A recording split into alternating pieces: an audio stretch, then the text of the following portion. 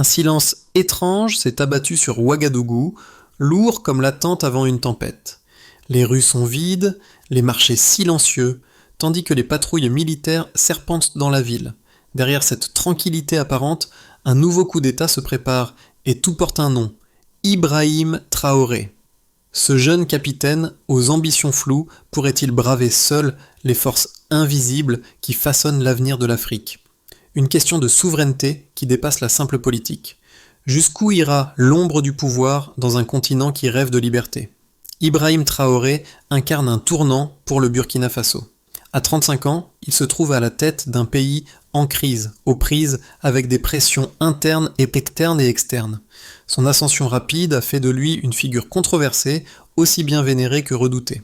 En brisant les chaînes des anciennes puissances coloniales, Traoré a choqué les observateurs internationaux qui voient en lui une menace à l'ordre établi. Pourtant, pour une grande partie de la population burkinabé, il est devenu le porte-étendard de la souveraineté retrouvée.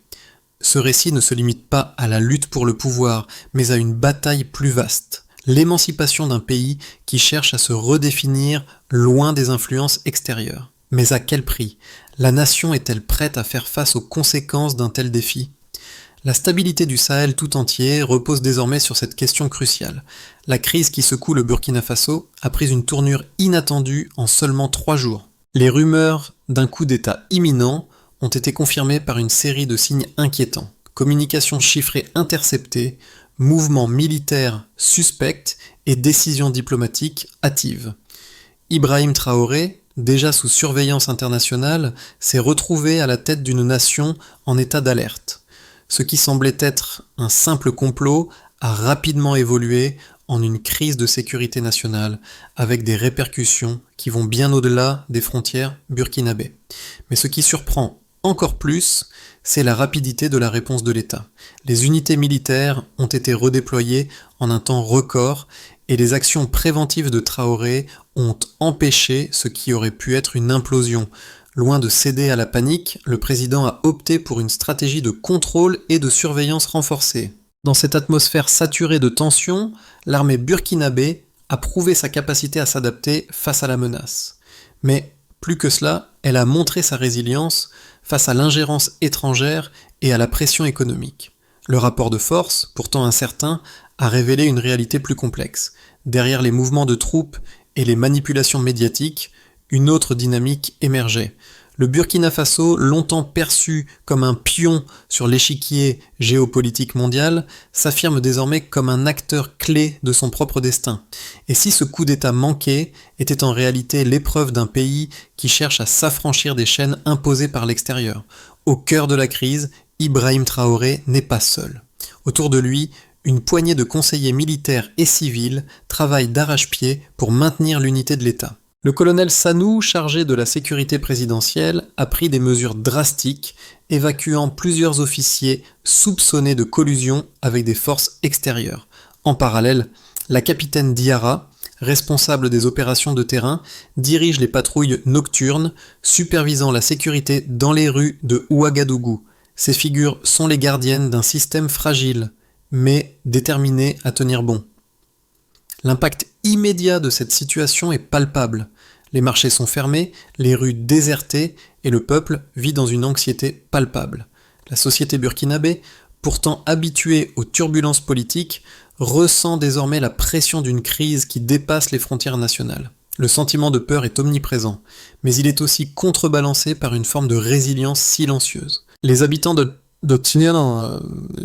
la capitale, bien que réduits à la surveillance de leur quartier, restent solidaires. La stabilité nationale, bien que précaire, repose sur une vigilance collective qui, paradoxalement, renforce le lien social. Mais au-delà de cette réaction immédiate, il y a un changement plus profond en cours, une prise de conscience nationale. L'instabilité actuelle oblige les Burkinabés à se redéfinir, à redécouvrir leur identité politique. Les voix dissidentes se multiplient, non pas pour dénoncer Ibrahim Traoré, mais pour appeler à un renouvellement de la souveraineté. Dans les cafés, sur les places publiques, un mot émerge, dignité. La dignité d'un peuple prêt à faire face à la pression extérieure et à écrire son propre destin. Le week-end précédent a été marqué par une escalade de la tension au Burkina Faso. Tout a commencé avec un discret mais significatif mouvement militaire, un redéploiement de 23 unités de sécurité autour de Ouagadougou, représentant près de 18% de la capacité opérationnelle du pays. Ce déploiement rapide, effectué sous l'ordre direct de Ibrahim Traoré, a montré une anticipation exceptionnelle.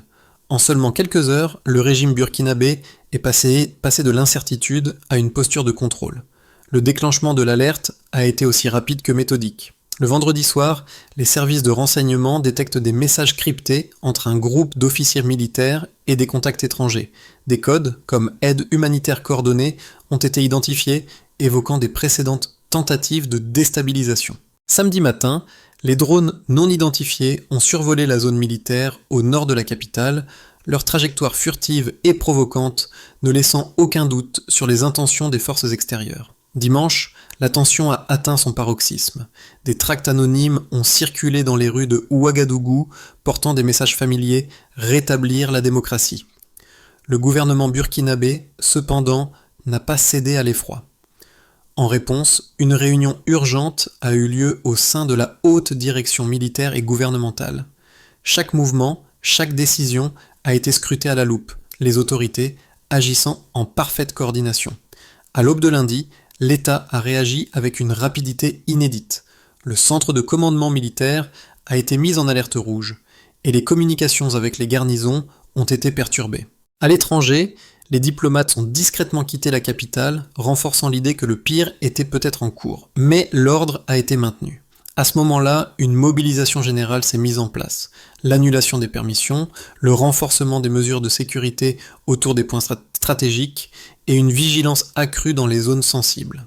À l'extérieur du pays, les observateurs externes ont vu dans ces événements un échec des tentatives extérieures. Les autorités burkinabées avaient anticipé les mouvements bien avant qu'ils ne prennent forme. Ibrahim Traoré, loin de paniquer, a pris la parole avec fermeté. Le Burkina Faso n'appartient à aucune puissance étrangère.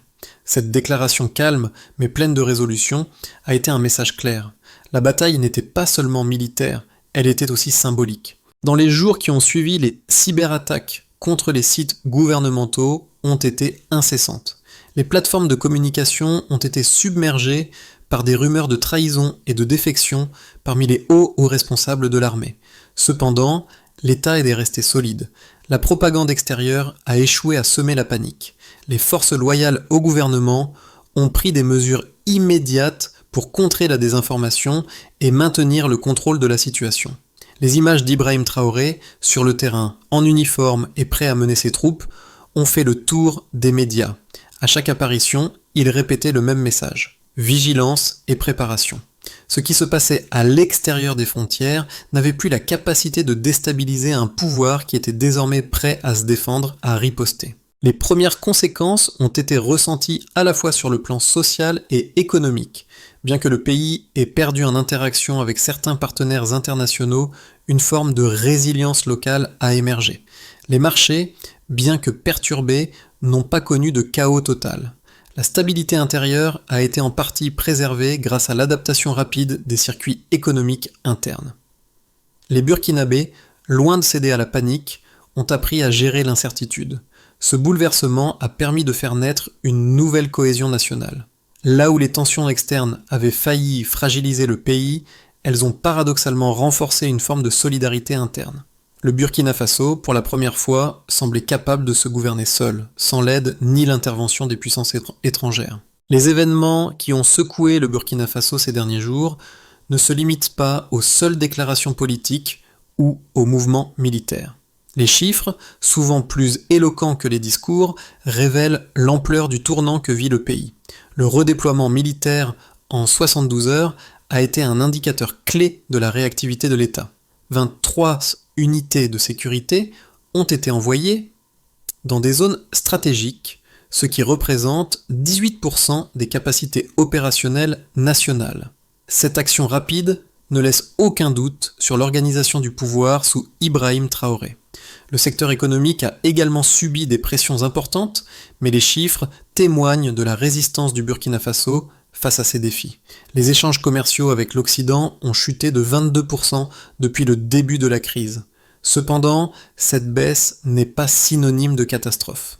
En effet, les exportations locales ont été réajustées vers les pays voisins, ce qui a permis de limiter les effets négatifs sur l'économie nationale.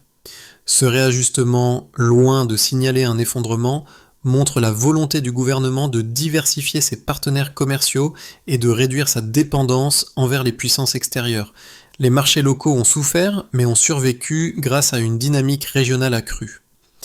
Un autre indicateur révélateur de la situation est le sondage d'opinion interne réalisé auprès de 5000 Burkinabés. Selon ce sondage, 64% des répondants estiment que la déstabilisation du pays vient principalement de l'extérieur. Ce chiffre illustre non seulement la cohésion nationale en période de crise, mais aussi l'émergence d'une conscience politique collective qui rejette l'ingérence étrangère. L'adhésion populaire à l'idée de souveraineté portée par Ibrahim Traoré semble s'être renforcée. Les informations provenant des rapports de renseignement renforcent cette analyse. Les réseaux financiers suspects, identifiés comme venant de Genève ou Chypre, ont été brusquement interrompus.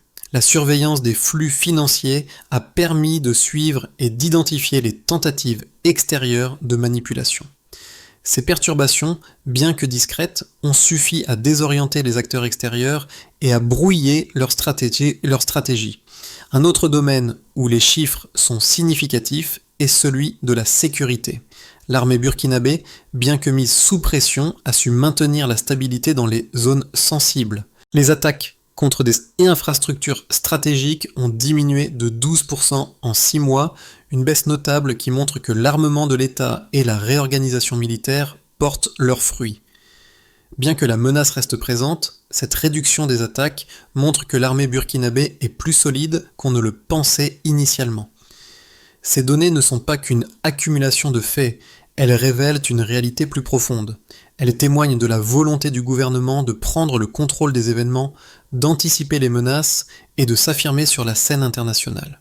Ibrahim Traoré, au-delà de son rôle de chef d'État, devient ainsi le catalyseur d'un processus plus vaste, celui de l'affirmation de la souveraineté nationale dans un contexte mondial incertain. Ces chiffres, loin d'être de simples indicateurs économiques ou militaires, racontent l'histoire d'un pays qui apprend à se défendre tout en remodelant ses relations internationales. L'histoire récente du Burkina Faso suscite un débat intense et polarisé entre deux camps distincts, chacun ayant une vision très différente du rôle d'Ibrahim Traoré et de son impact sur la stabilité régionale et internationale.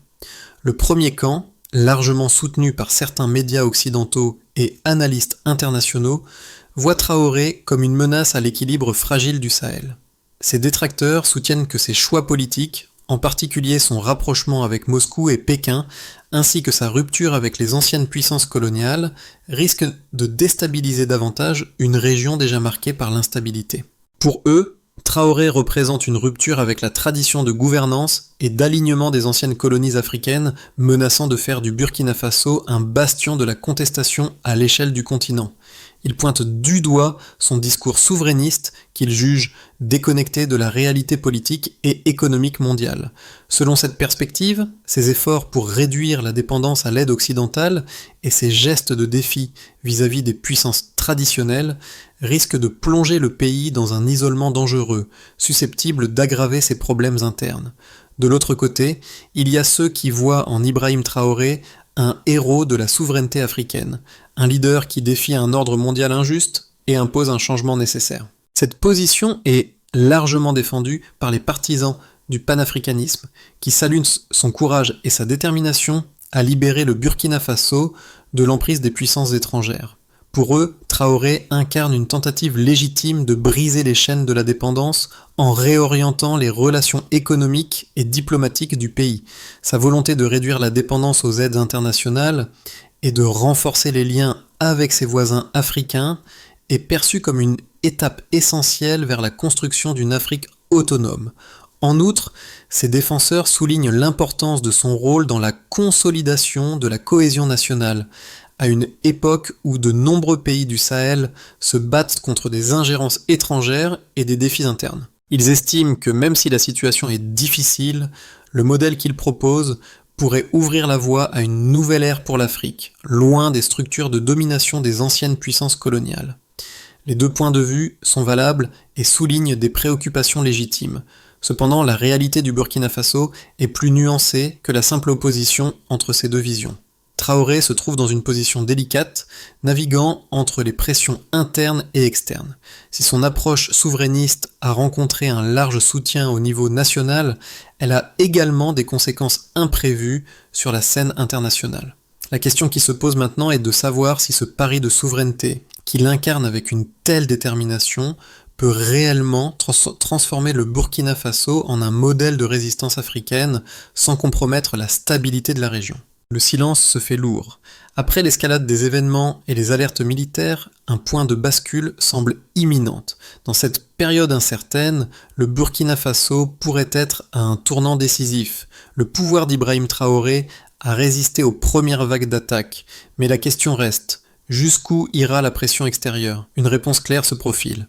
L'unité nationale, bien que fragile, semble se renforcer face à l'adversité. Cependant, les sacrifices économiques et politiques sont désormais évidents. Ce n'est pas seulement un défi militaire, mais une épreuve de survie pour le gouvernement burkinabé. Le pari de Traoré, porté par un discours souverainiste audacieux, semble plus fragile que jamais. La confrontation avec les puissances internationales a révélé la vulnérabilité de son modèle. La question de la stabilité régionale se pose avec acuité. Le Burkina Faso peut-il naviguer seul, sans la tutelle des anciennes puissances coloniales ? Les répercussions de la crise au Burkina Faso vont bien au-delà de la sphère politique et militaire. Sur le terrain, les conséquences sociales et économiques se font rapidement sentir, façonnant la vie quotidienne des citoyens. Dans les villes comme Ouagadougou, la tension est palpable, mais la résilience de la population est également remarquable. Les marchés, bien que perturbés par les restrictions et l'instabilité, ont fait preuve d'une incroyable capacité d'adaptation. De nouvelles dynamiques économiques se forment avec une augmentation du commerce régional et une réduction progressive de la dépendance aux échanges internationaux. Sur le plan politique, le pays semble traverser une phase de redéfinition. La volonté de préserver la souveraineté nationale se confronte aux réalités d'une gouvernance moderne qui nécessite des compromis. Le gouvernement sous la direction d'Ibrahim Traoré tente de maintenir l'équilibre entre la consolidation de son pouvoir et la nécessité de préserver l'unité nationale. Le soutien populaire, bien que solide, commence à se diviser à mesure que les coûts de la crise deviennent plus évidents. Les mesures économiques prises pour contrer l'effondrement des échanges commerciaux avec l'Occident, telles que la diversification des partenariats, portent leurs fruits, mais à un prix.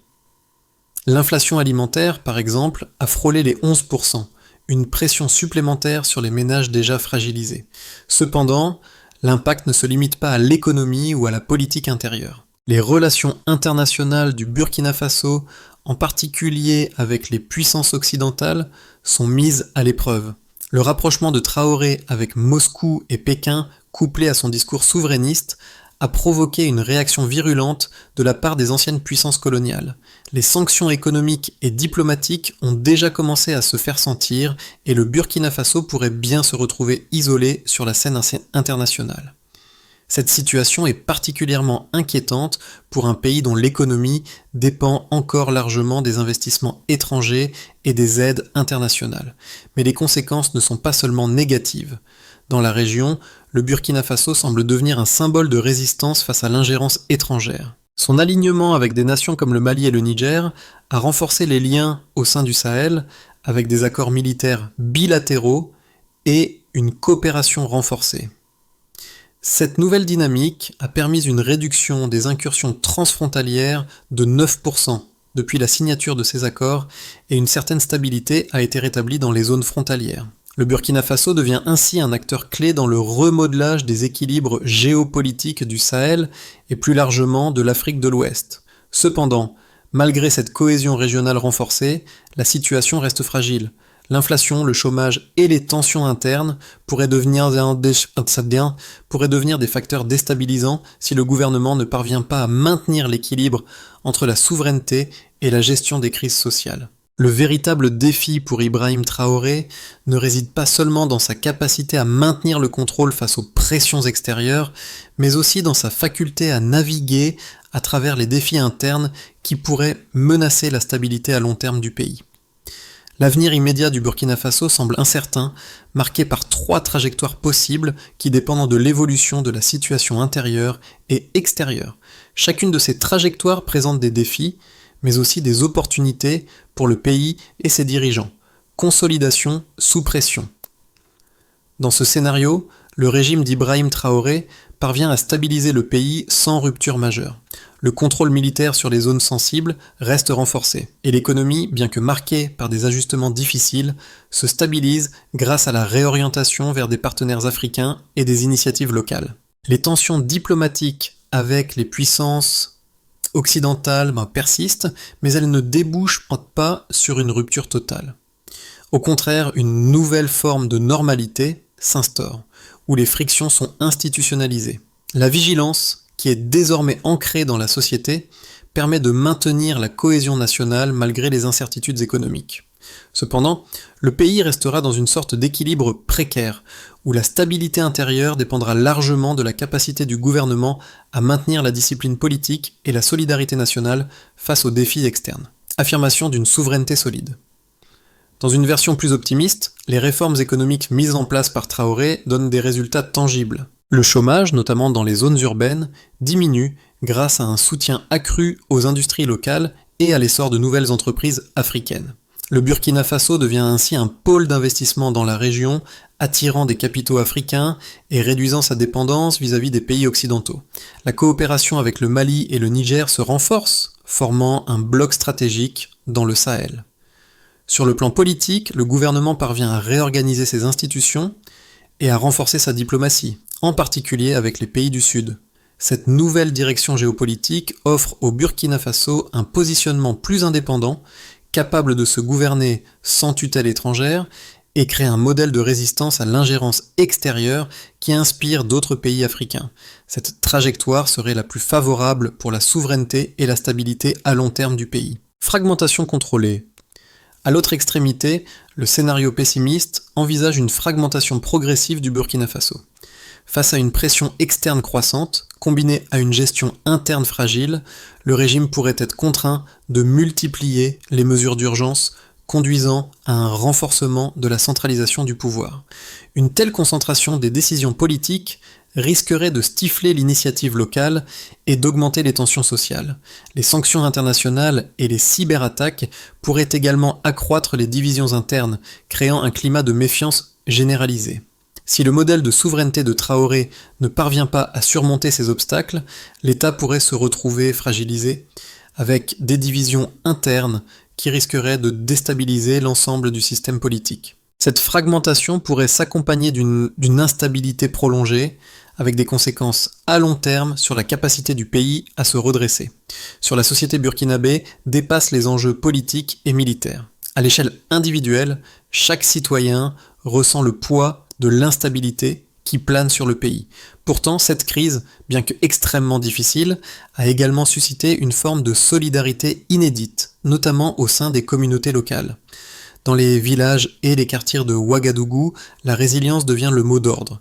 Des initiatives communautaires se multiplient pour pallier les difficultés économiques. Des groupes de solidarité se forment pour partager des ressources et des systèmes de stockage alimentaire communautaires sont mis en place pour faire face à l'inflation croissante. Le Burkina Faso vit un paradoxe. Bien que l'instabilité soit plus présente que jamais, la conscience collective se renforce. Les Burkinabés commencent à comprendre que leur avenir n'est plus uniquement déterminé par les actions d'un gouvernement central ou des puissances étrangères, mais par leur propre capacité à s'organiser et à résister ensemble. La question de la souveraineté, qui semblait autrefois une abstraction, devient désormais une réalité vécue au quotidien. La nation, malgré ses fractures internes, trouve des moyens d'unir ses forces et de s'adapter aux nouvelles circonstances. Cela se reflète également dans l'évolution du discours politique. La mobilisation populaire autour d'Ibrahim Traoré, bien que loin d'être unanime, est le signe d'un changement dans la manière dont les Burkinabés perçoivent leur gouvernance. Plus qu'un leader politique, Traoré devient un symbole d'un peuple qui aspire à reprendre le contrôle de son destin. Il incarne, pour certains, l'espoir d'un avenir où le pays sera maître de ses choix, loin des influences extérieures. Mais ce modèle de gouvernance n'est pas sans coût. L'impossibilité de se libérer totalement des impacts de l'isolement diplomatique et économique pourrait bientôt contraindre la population à des sacrifices supplémentaires. C'est dans cette optique que les discussions s'intensifient au sein de la société civile. Les voix s'élèvent, non seulement pour soutenir Traoré, mais aussi pour exiger des réformes structurelles profondes. Les jeunes, en particulier, demandent des changements à long terme qui ne se limitent pas à la politique de souveraineté, mais qui incluent des améliorations dans les secteurs sociaux et économiques. La volonté de dépasser les épreuves immédiates pour construire un avenir durable se fait de plus en plus pressante. La route est semée d'embûches, mais un sentiment de responsabilité collective émerge. Celui de participer à la construction d'un Burkina Faso indépendant, résilient et solidaire. Au Burkina Faso ne se trouve pas uniquement dans la politique de Traoré, mais dans un ensemble d'actions concertées à plusieurs niveaux. Si le pays veut réussir à s'émanciper réellement, des réformes profondes doivent être entreprises non seulement dans la gouvernance, mais également dans l'économie et la société. Voici quelques étapes clés qui pourraient aider le pays à s'ancrer dans cette trajectoire souveraine. 1. Réorganiser la sécurité. La priorité immédiate pour Ibrahim Traoré est de renforcer la sécurité intérieure, en particulier dans les zones frontalières. La création d'unités locales de sécurité, formées spécifiquement pour gérer les menaces internes et externes, permettrait de désengorger l'armée centrale et de répondre plus efficacement aux besoins de protection locale. Cette décentralisation des responsabilités renforcerait la résilience du pays face à des attaques futures. 2. Diversification économique et autosuffisance. Le Burkina Faso doit impérativement sortir de sa dépendance aux imports européens.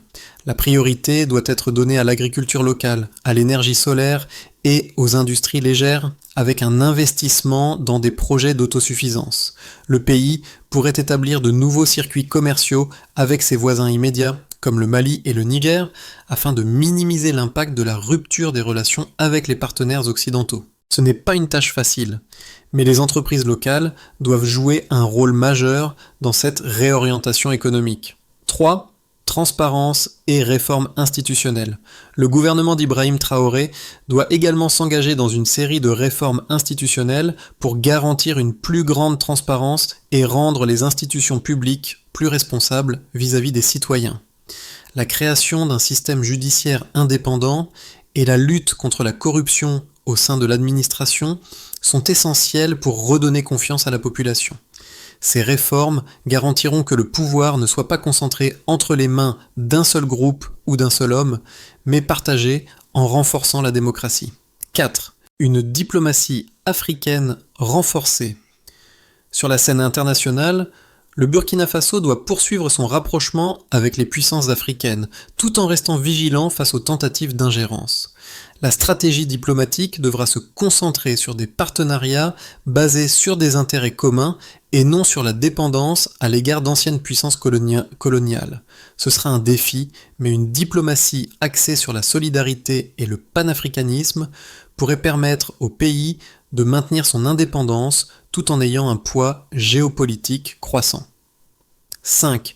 Construction d'une culture de responsabilité. Enfin, l'un des enjeux les plus importants pour l'avenir du Burkina Faso sera la création d'une culture de la responsabilité collective.